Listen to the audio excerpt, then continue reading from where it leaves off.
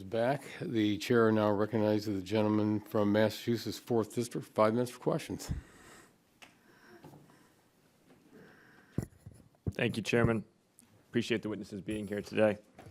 I do want to start off by echoing the comments from my colleague from New Jersey, Mr. Menendez. Like him, I sat on the Transportation and Infrastructure Committee last Congress. The difference in process on pipeline safety reauthorization between what I saw there and what's been described about this committee's process last year could not be more different. That on T&I was a bipartisan bill. Not everyone got everything they wanted, but everyone got something, and we were able to move the ball on safety. And it just seems like that's the opposite of what happened here last year. I really hope this time is different because there is a lot of areas where we can move the ball forward in a bipartisan way. Mr. Karam, did the Pipeline Safety Trust think that there were serious issues with the partisan bill that E&C Republicans put forward last year? There were, as mentioned earlier, there were several provisions in the bill that had nothing to do with pipeline safety, like permitting reform, gas stove protections, and CCS well permitting that really don't have anything to do with pipeline safety. Mr. Black, you had said earlier that your constituency industry wants predictable regulation. Is that right? Yes, sir. Do you think that when items that are unrelated to the core issue of pipeline safety and that have a strongly polarized and partisan bent to them are added to pipeline safety bills, does that make the overall product more or less predictable?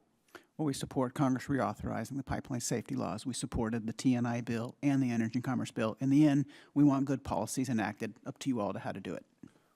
Right, but if the policies enacted are done on a partisan basis, does that inspire more or less confidence in industry that they can count on those regulations over generational time span? Because you're making long-term capital investments, right? So having the goalposts move on you, not helpful. And I understand your question. We wanted Congress to act on reauthorization last time. We had priorities. We haven't achieved them. We'd like you to do it now, whatever that takes. And Mr. Karam, I assume you didn't think it was perfect, but did the Pipeline Safety Trust think that the bipartisan T&I bill was closer to the mark than the partisan E&C bill? Yes, there were some good provisions in there. We didn't think it went far enough to make a real meaningful difference on pipeline safety, but there were really good provisions that we supported and support. And did you want to weigh in on that, Mr. Black? We supported both bills. You supported both bills, but they were very different bills. So was there elements of T&I or E&C that you thought were particularly productive?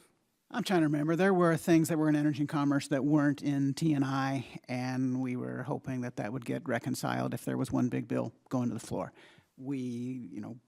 Bipartisan action is necessary to make a law.